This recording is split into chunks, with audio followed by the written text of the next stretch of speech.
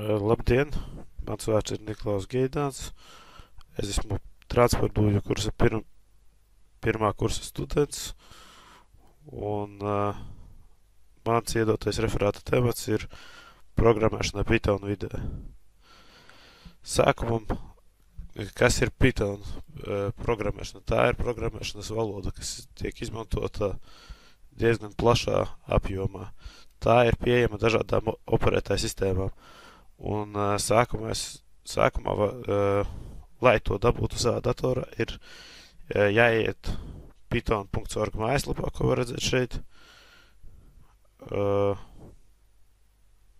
Ieiet, lūk, download sadaļā. Tas ir tik vienkārši kā all releases. Un vienkārši lai pielādēt jaunāko versiju. Šeit mēs varam redzēt arī lielāko daļu starpību, kas ir atšķirīgs salīdzinoši ar iepriekšējām versijām. Un, lai izvēlētos attiecīgo failu, kādu jums vajag, vai tas ir Windows fails vai Mac OS X fails vai arī source, jebšu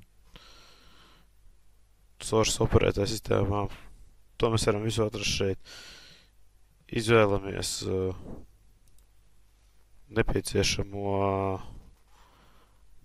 failu, kurš mums ir vajadzīgs. Un lejupielādējam to. Pēc tā, kā mēs esam lejupielādējuši failu, mēs uzklikšķinām uz, lai palaistu installeri, un attiecīgi spiežam. Mēs var izvēlēties, vai taisīt to sarežģītā veidā, vai vienkārši es to parādīšu vienkāršajā veidā, kad viņš pats automātiski izvēlas defaulta mapi un defaulta vietu. Šajā gadījumā bija, jūs redzēt, users katram datoram, tas būs ļoti līdzīgs pats tas ceļš, tikai atšķirsies nedaudz atšķirībā no jūsu lietotāja vārda pašā datorā.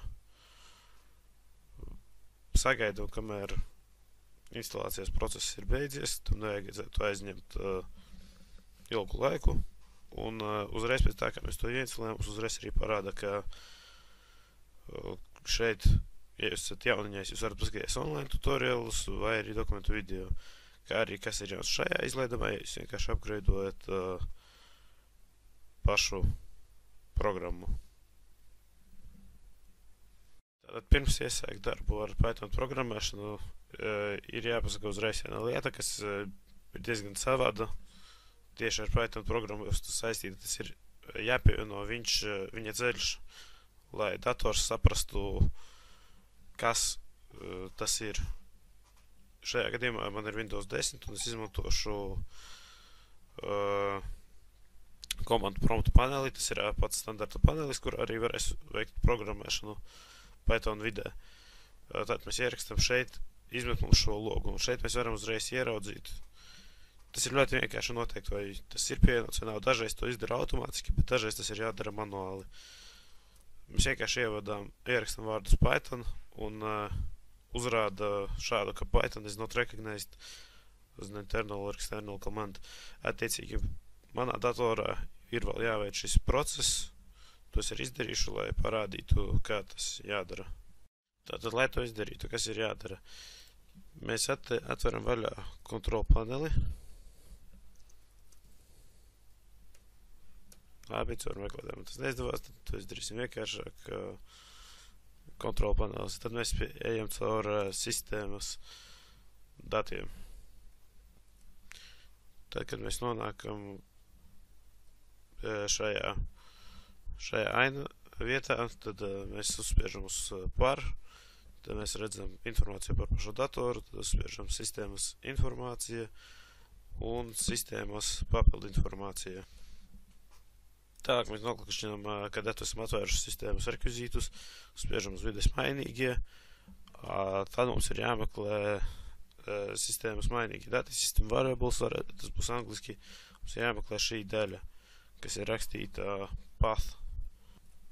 Tātad mēs uzspiežam rediģēt un meklējam mapīti, kurā ir ierakstīta Python programma bet tā kā es redzu, ka šajā mapītē nav, tad tas visticamākais varētu būt šeit zem lietotāju user mainīgajiem. Šeit es arī to neredzu. Tad mēs spiežam rediģēt, lai pievienotu to, un mēs varam uzrakstīt viņu kā jaunu, atrodam vietu, kurā tas atrodas, un tad palaižam caur launcheri, spiežam labi. Ja mums īsti nesanāks pievienot caur command prompt to pašu programmu, tad mēs varam, vienkāršākais variants ir atrast pašu mapi, kurā atrodas Python programma, un tad izveidot saīsni. Saīsni mēs pārvietojam desktopa, un tad mēs atveram to pašu programmu. Viena no interesantajām lietām, ar ko nāk pats Pythons kopā, ir tā saucamais command line, jeb vadības līnija, ko paši veidotāji ir lepni. To sauc tāpat arī par interpreter vai arī smart interpreter, bet nosaukumam īsti nav nozīme. Attiecīgi, kas tas ir? Tā ir forša īpatnība, ka var rakstīt patiešo Python kodus iekšā šajā pašā komandu logā, bet reālajā dzīvē tas tiek izmantots ļoti reti, jo nevar ierakstīt pārāk lielu kodu, un reālajā situācijā to izmanto ļoti reti. Galvenokārt lielāko pašu kodu raksta tieši teksta editorā kādā, ko mēs arī drīz apskatīsim. Attiecīgi, kā tas izskatīsies? Uzreiz varbūt nodemonstrēt. Mēs varam šeit uzreiz rakstīt pašu pamatu, jeb tas ir print, kas nozīmē drukāt, un ierakstīsim pašu standartu hello world, jeb šo sveika pasaule. Mēs nospiežam enter, un mēs redzam, ka lūk šajā vietā parādās tieši tas uzvar. Attiecīgi, viss, ko mēs izdarījām, tas ir uztaisījām pašu pirmo Pythonu savu programmu, vienkārši ievadot print tekstu, un tas mums ir izprintē. Tad, ko es vēl vēlos jums parādīt, tas ir vēlos arī sākumā pateikt, ka pats kods, pati programma, tas nav nekas īpašs, ko mēs te izveidojām, jo pats Pythons ir vienkārši valoda. Tā nav īsti gluži programma, par programmu to nevarētu saukt, tā ir valoda, kas tika uztaisīta uz citas valodas, tā saucamās C programmēšanas valodas.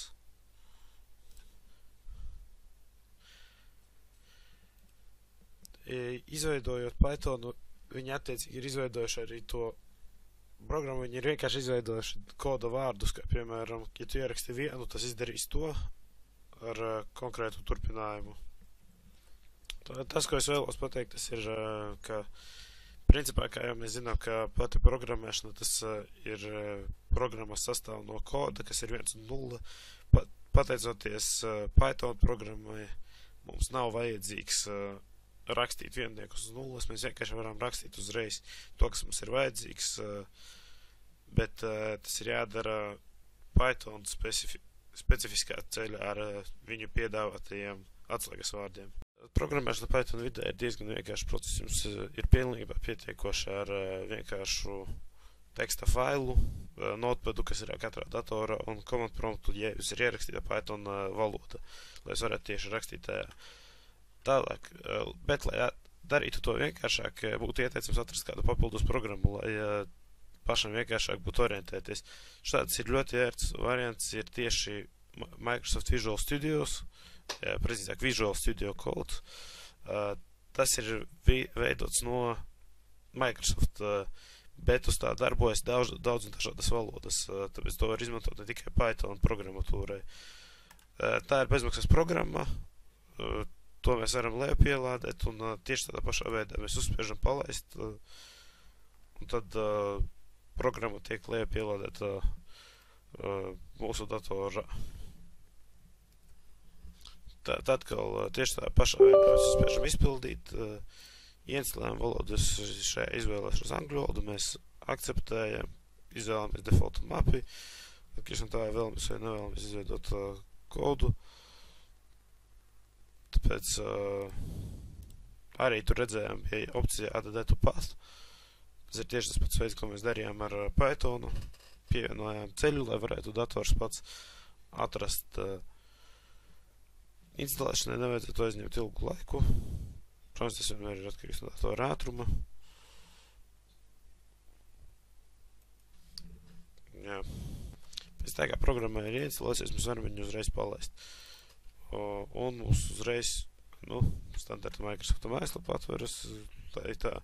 Un lūk, mums atveras uzreiz jauna lapa. Mēs varam spiest new file. Tad atveram jaunu kodu, un šajā vidē ir vienkāršāk strādāt, lai mēs varētu redzēt dažādas kļūdas un visu. Tātad šeit ir dažādas arī papildinājumi šajā programmā, un mēs atrodam Python tieši. Lūk, šī ir Python versija, kas ir nepieciešama. Uzspiežam, lai pielādēt, un tad tas tiek instalēts. Lai tiktu ielādēta programma, tā ir jārestartē dators, ko es tūlīt izdarīšu. Tātad, mēs atveram mapi, jebkādu izveidotu savu jaunu, un no tajā mapē mēs uzspiežam new file. Kā jauno failu mēs varam uztaisīt pilnīgi kādu, pieņemsim, pirmais failu. Te mēs ierakstam to pašu standarta, ko mēs rakstījām. Hello world. Tad mēs uzspiežam uz šitās kukaiņa, uzspiežam debug starta pogu. Tā kā pirmoreiz mēs to daram, mums saka izvēlēties kādu no programmām, ja mums nav nekāda iepriekš. Mēs izvēlamies Python.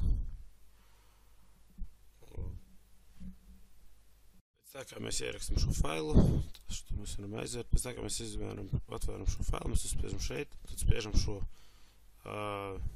Mēs redzam, ka mums izmet šādu, ka te nav nekādu kļūdu parāda. Tiecīgi play, un šeit mēs varam redzēt, ka viss ir kārtībā ar pašu failu. Tā kā mēs to izveidojam, mēs redzam, ka šajā mapītē mums parādās VS Code, lai launch.js. Šitā mēs neko neiztiekam, tāpēc, ka šis ir pats fails, kuru izmanto programma, lai varētu debugot. Tāpēc viņu aiztaisam un neko ar viņu nedaram turpmāk. Tad jā, šitā mēs varam redzēt, ka ir dažādi mainīgi, jo tikt izveidoti. Šajā vietā mēs varam ierakstīt, ka x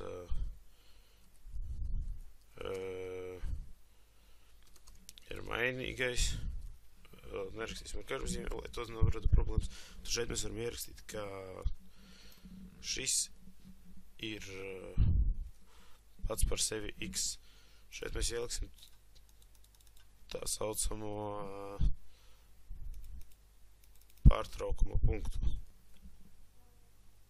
Ja uzklikšķinot šajā punktā, te parādīsies sarkans punktiņš, tad, kad jūs gribētu uzlikt pārtraukuma punktu, bet tagad es parādīšu, kā izskatās pats tas process, kā tas izskatās pats programmēšanā. Attiecīgi šeit mēs varam redzēt, ka lūk notiek tas pats process, kur šeit mēs redzam, ir izlasīts tas kods. Un šajā punktā mēs redzam, ka viņš lasa tieši šo punktu. Tad uzspiežot uz šī, mēs varam redzēt, ka viņš pāriet pats par sevi uz nākamo koda punktu, kurā parāda, ka šis ir x, kad, parāda to mainīgo. Ja jums būtu, piemēram, vairāk par vienu mainīgo, tad visi tie mainīgi arī tiktu parādīti šajā vietā, tad, kad pati programma tiktu izskriet cauri tam kodam. to varētu redzēt un izlasīt šeit līniju pēc līnijas, kā un kurā vietā tie mainās. Vēl viens variants ir uzspiest uz tā un uzlikt add to watch, tad šeit varētu redzēt, kā tas tieši šis X mainās visu laiku. Tāpat vēl viena īpatnība ir, ka var uzbraukt virsū un redzēt, ka X ir mainīgais, tieši kā tas arī izskatās.